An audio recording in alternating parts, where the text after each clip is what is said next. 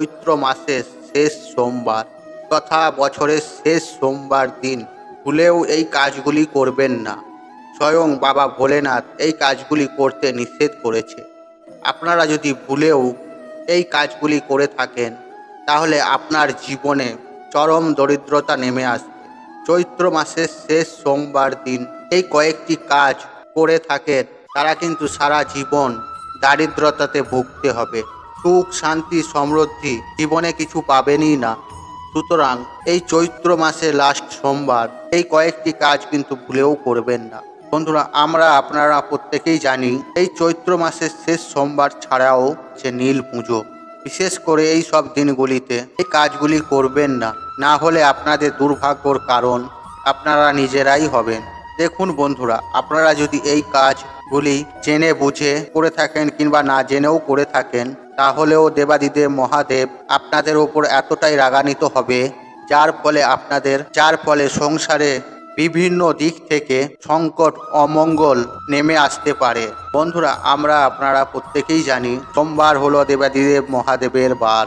সেহেতু এমন কিছু কাজ রয়েছে নিজেদের অজান্তে আমরা করে ফেলি, যার ফলে কিন্তু আমাদেরকে সারা জীবন বিভিন্ন রকমের সমস্যার মুখোমুখিতে চলতে হয়। বন্ধুরা, তাই আজ আমি এই ভিডিওর মাধ্যমে আপনাদেরকে জানিয়ে দেব যে আগামীকাল চৈত্র মাসের শেষ সোমবার দিন কোন সেই কাজগুলো আপনারা করবেন না, যার ফলে আপনাদের জীবনে নানান রকম দুঃখ কষ্ট জ্বালা যন্ত্রণা দরিদ্রতা মহাবিপদ নেমে আসতে পারে। এই সম্পর্কে বন্ধুরা চলুন এবার মূল আলোচনায় প্রবেশ করা যাক। তবে মূল আলোচনায় প্রবেশ করার আগে আপনাদের জানিয়ে রাখি, আপনারা যদি আমার চ্যানেলে নতুন হয়ে থাকেন তাহলে চ্যানেলটি অবশ্যই সাবস্ক্রাইবার করুন এবং পাশে থাকা বেল আইকনটি অন রাখুন, কারণ আমি নিত্য নতুন ভিডিও আপলোড করতে থাকি, যেমন বাস্তু টিপস, টোনা টোটকা, পুজো অর্চনা ও বিভিন্ন ধরনের, যা আপনাদের থাকা সকল প্রকার সমস্যার সমাধান করতে পারবেন আমার এই ভিডিওর মাধ্যমে। আসুন ভিডিওটির মূল আলোচনায় প্রবেশ করা যাক। তবে মূল আলোচনায় প্রবেশ করার আগে আপনারা যদি দেবাদিদেব মহাদেবের আশীর্বাদ ও কৃপাদৃষ্টি লাভ করতে চান তাহলে মনের ভক্তি রেখে, মনে বিশ্বাস রেখে ওং নমঃ শিবায় লিখে কমেন্ট অবশ্যই করুন। এতে সদা সর্বদাই মহাদেবের আশীর্বাদ আপনাদের ওপরে থাকবে। বন্ধুরা, আমরা প্রত্যেকেই জানি যে দেবাদিদেব মহাদেব অত্যন্ত ভোলা ভালা। উনি সামান্য বেলপাতা আর জলেতেই সন্তুষ্ট। আমরা যদি দেবাদিদেব মহাদেবকে মনের শ্রদ্ধা রেখে মন থেকে ডাকি তাতে উনি ওনার ভক্তদের সমস্ত প্রকারের দুঃখ কষ্ট স্বয়ং হরণ করে নেন। দেবাদিদেব মহাদেব হলেন অত্যন্ত ভোলা ভালা। ফুল অল্পতেই যেমন সন্তুষ্ট হয়ে যায়, ঠিক অল্প কোনো কিছুতেই একটু ভুলের কারণে তিনি রেগেও যান। উনিই হলেন ওম, উনিই হলেন দেবাদিদেব মহাদেব। এই ওমের থেকেই এনার সৃষ্টি। আমাদের সমস্ত প্রকারে বাধা বিপত্তি, দুঃখ কষ্ট জ্বালা যন্ত্রণা রোগ ব্যাধি দূর করে থাকে এই দেবাদিদেব। যদি মনের ভক্তিতে দেবাদিদেবকে স্মরণ করা হয়, সকল প্রকারে দেবাদিদেব মহাদেব আমাদের সমস্যা দূর করে দেয়। বন্ধুরা, শাস্ত্রে উল্লেখ করা রয়েছে এই চৈত্র মাসে গুরুত্ব ও মহিমা অত্যন্ত বেশি, কারণ এই মাসে সংগঠিত হবে নীল পুজো।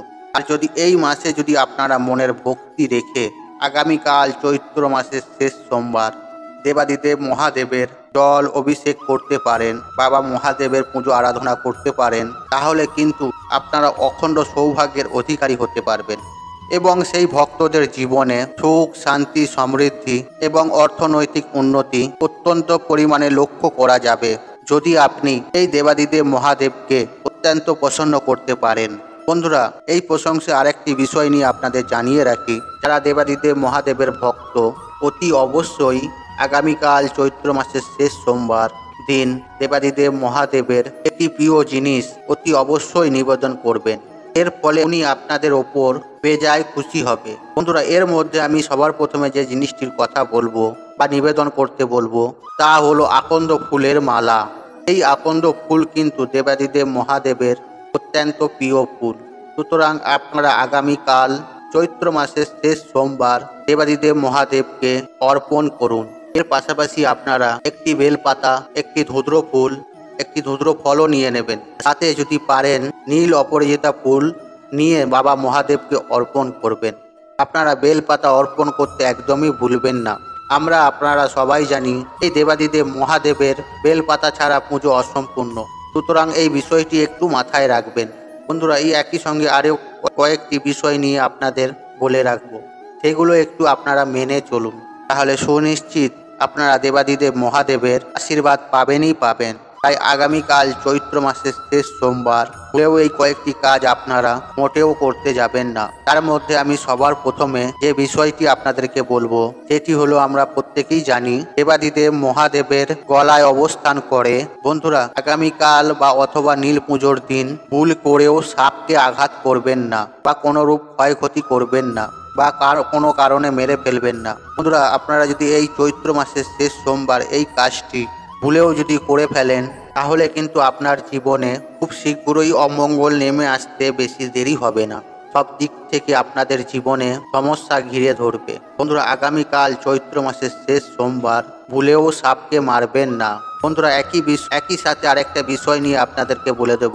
আগামীকাল চৈত্র মাসের শেষ সোমবার দেবাদিদেব মহাদেবের পুজো আরাধনা করবেন, তারা কিন্তু চেষ্টা করবেন উপবাস করে পুজো করা। দ্বিতীয় বিষয়টি হলো, আগামীকাল চৈত্র মাসের শেষ সোমবার দিন আটাকে ছোট ছোট করে গুলি করে মাছদের খাওয়াবেন। যারা ধরুন অর্থনৈতিক দিক থেকে অত্যন্ত কষ্ট পাচ্ছেন, যাদের হাতে একেবারেই অর্থ নেই, তারা দিন রাত অক্লান্ত পরিশ্রম করে অর্থ রোজগার করতে পারছেন না, যাদের মাথায় ঋণ রয়েছে বা বহু কষ্টের অর্থকে সঞ্চয় করতে পারছেন না, তারা কিন্তু অতি অবশ্যই আগামীকাল চৈত্র মাসের শেষ সোমবার না হলে নীল পুজোর দিন আটার গুলি তৈরি করে মাছকে খাওয়াবেন।